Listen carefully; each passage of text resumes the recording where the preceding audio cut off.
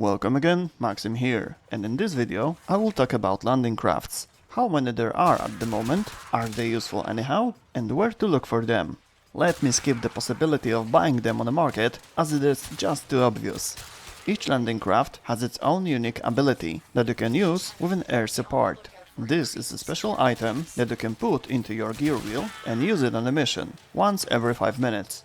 However, to do this you need a special segment. It is available at the dojo in the Tenno lab. After creating it, you will be able to use the landing craft skills, but you will also be able to build new landing crafts, if you have blueprints for them. Having more than one ship, you can manage them from the menu. Go to Equipment tab, then Orbiter, and then Landing Craft. Here you can manage not only your ship, but its skills and also some visual aspects, colors and skins. About the skills, if you have several ships, you gain access to their skills, and you can use any of them in any ship, but you have to pick only one for each mission. Your first landing craft is Liset. You get it in the Awakening story quest and head to the Orbiter in it. Liset has a very useful skill, Override. It can be useful especially in the early stages of the game, but not only. By using air support, you are able to override enemy security protocols. This means that when a level 1 alarm is active in a facility, all enemies are in alert, it will be reduced to 0, just like hacking the console. The level 2 alarm, alerted enemies and blocked doors between rooms, is also reduced to 0 after using the skill. In addition, if you are on a spy or rescue mission and trigger the alarms in spy room or in prison, you can stop the counter for a few seconds. This will give you extra time to retrieve the data you need to complete the mission or rescue the target. The second landing craft is Mantis. Its skill is the Med Tower. After using air support, a special capsule appears that looks similar to ones that restore oxygen on survival. One use of the capsule restores 100 health points.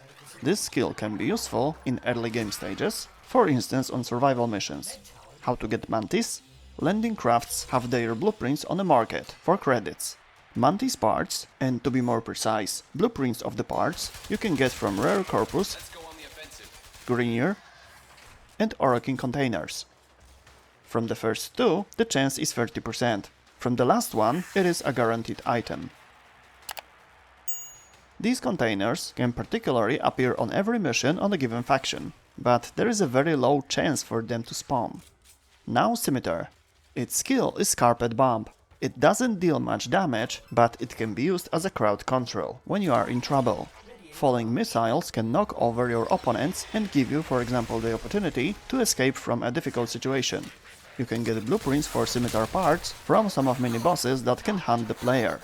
If you do not know under what circumstances they may appear, I encourage you to check the video about them. You can see the link to it in the upper right corner right now. It is also in the description. Anyway, the highest chance for a blueprint is the one from Zanuka Hunter, Avionics, almost 18%. Next is Fuselage Blueprint. It may drop from a G3 squadron member, Vem Tabuk, 12.5%. However, for the engine's blueprint is only 1% chance, from Stalker, Shadow Stalker or from Hanho in one of the story quest missions. Yet these chances are quite high comparing to the next one. Xiphos is one of the hardest things to farm in Warframe. You can get the blueprints for Xiphos parts from sabotage missions. The chance for them is on rotation C, so you have to open all 3 supply caches. Which part you get depends on which mission you are on. Sabotage on Mercury, Venus and Mars can give you Xiphos Fuselage blueprint, 0.5% chance.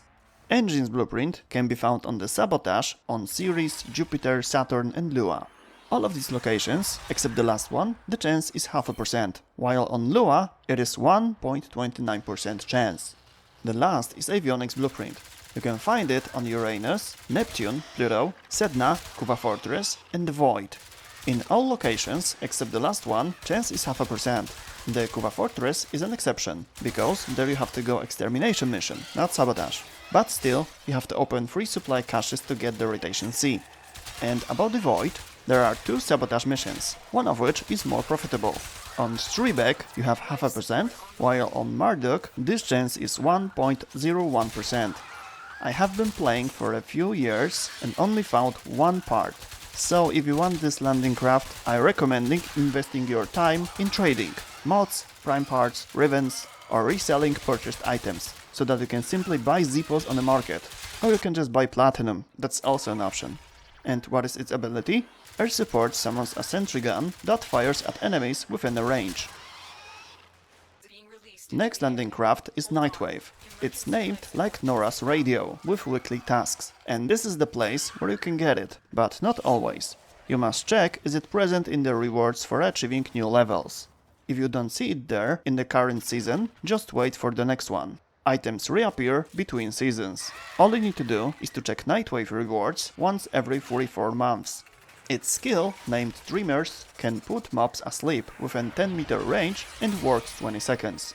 Also, mobs affected by this effect are vulnerable to the finishers. Last ship is Parallax. Its acquisition is the most distant in time, because in order to get it, you must complete the Angels of the Zariman story quest. That's because you need access to the Zariman to get it. In these containers, you can find one of the 3 blueprints for its parts. The chance for a blueprint to drop when the container is opened is 2%, so each part has a 0.67% drop chance. This does not seem like much, but considering that there's a lot of these containers on the entire map, and the player might have, for example, explosive weapons, beam weapons, like Ignis with punch-through, or Zaku with build for big range and good efficiency to spam 4th ability and opening everything within its range, so it is not so difficult to collect the whole set. Its skill is very interesting, and will be very useful on Zariman, but not only there. After using the Arcane Eye skill, all special items will be marked on the minimap within 150 meters, counting from a call point. It can mark Void Plumes and Zerium for Cephalon Meleka, but this skill can mark much more: Ayatan Sculptures, Somdacords, Cephalon Fragments, or Frame Fighter characters. It will also come in handy on a Syndicate mission, as it will mark any Syndicate medallions within range. Also, Curia can be marked, as well as rare containers. Those containers which may contain Mantis blueprints. These markings are active for all team members. And finally, I want to mention one more ship, or actually a skin. In the bundle with the Zephyr skin, Harrier, you can also purchase a special skin that can be used on any landing craft. Most of the skins can be bought for platinum on the market, but some of them only during the special events during the year. Harrier skin does not give you any skills. It looks inconspicuous, but it can be used to create very nice creations. And that's all in this video. Good luck with farming landing crafts. If you have any questions, please type them in the comment section or visit one of my streams, link in the description. See you next time, bye!